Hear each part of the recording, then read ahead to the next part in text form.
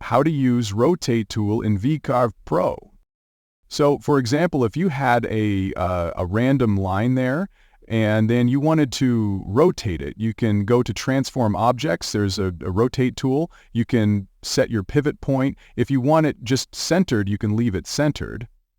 And then what you're going to do is a relative type of rotation.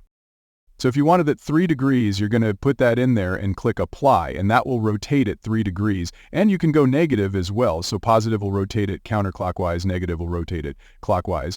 But if I wanted a rotation point in at an end of the line, like say at the end of the left side of that line, how would I move that center point? Yep. So up here where it says Use Coordinates, click on that.